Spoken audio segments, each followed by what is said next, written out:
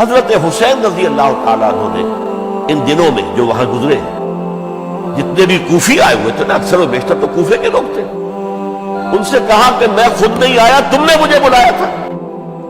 اے فلاں ابن فلاں، کیا تم نے مجھے خط نہیں لکھا تھا کہ آؤ؟ اے فلاں ابن فلاں، کیا تم نے مجھے پیغام نہیں بھیجا تھا کہ یہاں تشریف لائیے؟ اور دیکھو میرے پاس تمہارے خطوط موجود۔ وہ ایک تھیلا جس میں کہ خطوط ہے وہ ملا کے میدان میں 20 جو ہے خاندان بنی ہاشم میں سے شہید ہوئے۔ حضرت حسین رضی اللہ تعالیٰ عنہ کا ایک بہت ہی انفنٹ چھوٹا بچہ وہ بھی شہید ہوا۔ باقی سب مرد، تمام مرد سوائے ایک حضرت حسین کے بیٹے حضرت علی بن حسین زین العابدین کہلائے بعد میں، وہ بیمار تھے، وہ جنگ میں حصہ نہیں لے سکتے تھے، وہ بچ گئے۔ صرف یہ ہے 10 محرم الحرام اور سن 61 ہجری میں حضور کے نواسے، اور جن کے بارے میں حضور نے فرمایا سیدہ شباب اہل الجنہ، حضرت حسین شہید کر دیے گئے۔ کوفہ چونکہ حضرت حسین کے پاس پیغام آ رہے تھے کوفے سے، چونکہ کوفے کو حضرت علی نے دارالخلافہ بنا لیا تھا، اور وہاں سمجھا جاتا تھا کہ حضرت علی کے ہمدرد اور حضرت شیعان علی جنہیں ہم کہے ان کے ساتھی ہم خیال یہ لوگ ہیں کثرت کے ساتھ، اور وہاں سے اب خطوط کا دانتا شروع ہو گیا، آپ یہاں آئیے، ہم بےتاب ہیں، آپ کا استقبال کریں گے، آپ کے ہاتھ پر بیعت کریں گے، تاکہ یہ جو قیصر و کسریٰ کی سنت شروع ہو رہی ہے اس کو روکا جا سکے۔ وہ دانتا بنا ہوا ہے خطوط کا۔ تو حضرت حسین رضی اللہ تعالیٰ عنہ نے فیصلہ کر لیا کہ میں کوفے جاؤں گا۔ حضرت زبیر روکتے رہ گئے کہ نہیں، کوفیوں پر اعتماد نہ کیجیے، یہ زبانی کلامی ساتھ دیتے ہیں، جب ڈنڈا چلتا ہے تو پھر یہ ہٹ جاتے ہیں میدان سے۔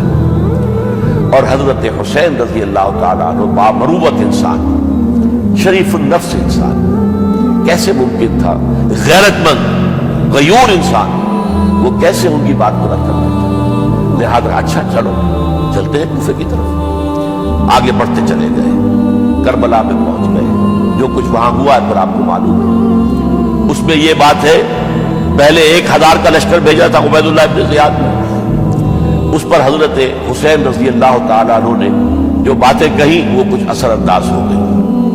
ان کا افسر جو تھا حر بن یزید تمیمی، وہ بعد میں حضرت حسین کا حامی ہو گیا، اور حضرت حسین کے ساتھ ہی اس کو بھی شہادت نصیب ہوئی۔ پھر دوسرے کو بھیجا عمرو ابن سعد۔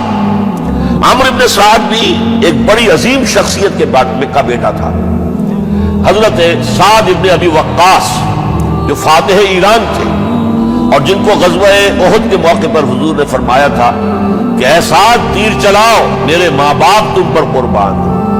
جبکہ احد میں گھیراؤ کر لیا تھا حضور کا، اور کفار قتل کرنے کے لیے ہجوم کر رہے تھے، اور کچھ حضرات تیر چلا چلا کے انہیں پھینک رہے تھے، دور جو ہے ہٹا رہے تھے، ان میں سے حضرت سعد ابن ابی وقاص بھی تھے۔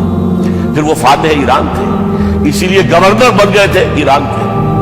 سعد جو ہے ان کا بیٹے، یہ عمرو جو ہے یہ اب ایک بڑے صوبے کا گورنر بھی تھا، اس وقت 4000 آدمی دے کر بھیجا، وہ بھی نرمی کرتا رہا، اس نے کوئی تشدد نہیں کیا، اس کے اندر بہرحال اپنے عظیم باپ کے خون کا کچھ اثر تھا۔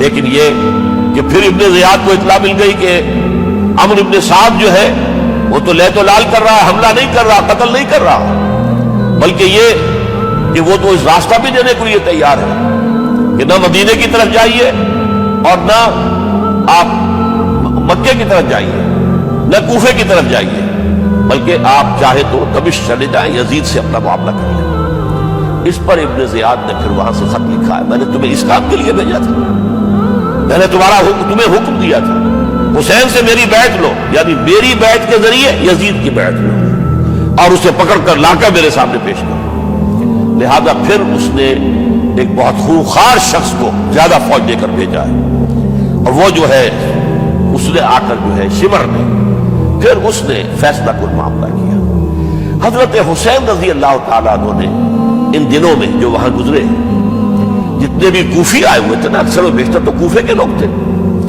ان سے کہا کہ میں خود نہیں آیا، تم نے مجھے بلایا تھا۔ اے فلاں ابن فلاں، کیا تم نے مجھے خط نہیں لکھا تھا کہ آؤ؟ اے فلاں ابن فلاں، کیا تم نے مجھے پیغام نہیں بھیجا تھا کہ یہاں تشریف لائیے؟ اور دیکھو میرے پاس تمہارے خطوط موجود۔ وہ ایک تھیلا جس میں کہ خطوط ہے وہ ملا کے میدان میں رکھ دیا۔ یہ حضرت حسین رضی اللہ تعالیٰ عنہ کی شرافت اور اپنی صاف دلی، کوئی اس کے اندر عیاری نہیں تھی ان کے اندر، معاذ اللہ ثم معاذ اللہ، لیکن یہ کہ اس کا نتیجہ اچھا نہیں نکلا۔ نتیجہ کیا نکلا؟ اب انہیں پتا چل گیا کوفیوں کو، اگر اب حسین زندہ دمشق پہنچ گئے یزید کے پاس تو یہ ہم سب کا بھاڑا پھوڑ دیں گے، ہماری شامت آ جائے گی، لہذا اب تو کسی صورت انہیں زندہ نہیں رہنے دیں۔ یہ ایک بڑا اہم واقعہ نوٹ کر لیجیے اس کو، اس لیے کہ حضرت حسین نے ایک ایک کا نام لے کر اے فلاں ابن فلاں، اے فلاں ابن فلاں، اے فلاں ابن فلاں، کیا تم نے خط نہیں لکھا تھا؟ کیا تمہارا پیغام نہیں تھا؟ اب انہوں نے دیکھا کہ یہ بھانڈا اگر یزید کے ہاں جا کر پھوڑ دیا گیا تو پھر ہماری خیر نہیں ہوگی۔ یہی وجہ ہے حضرت حسین کو شہید کرنے کے بعد، یہ نوٹ کر لیجئے، 72 آدمی تھے کل، جس کو کہہ لیں لشکر حضرت حسین کا رضی اللہ تعالیٰ، ان میں سے 20 خاندان بنی ہاشم کے چشم و چراغ تھے، بڑی بہادری سے لڑے، بڑی بہادری سے لڑے، ایک ایک نے لڑ کر جان دی ہے، بہت سو کو مارا، یقاتلون فی سبیل اللہ فیقتلون ویقتلون، قتل کر بھی رہے تھے، قتل ہو بھی رہے تھے، ایک ایک کر کے قتل ہو رہے تھے، شہید ہو رہے تھے۔ 20 جو ہے خاندان بنی ہاشم میں سے شہید ہوئے۔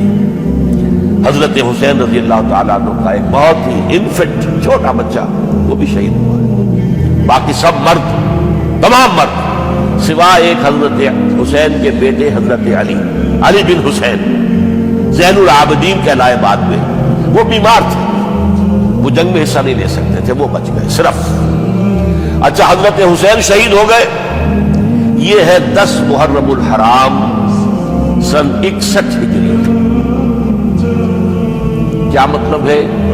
حضور کے انتقال کے ٹھیک 50 برس بعد، سن 11 ہجری میں حضور کا انتقال، اور سن 61 ہجری میں حضور کے نواسے، اور جن کے بارے میں حضور نے فرمایا سیدہ شباب اہل الجنہ، حضرت حسین شہید کر دیے گئے۔ اور اس کے بعد اس لشکر نے خیموں کو آگ لگا دی۔ یہاں نکتہ سمجھ لیجیے، آگ کیوں لگائی؟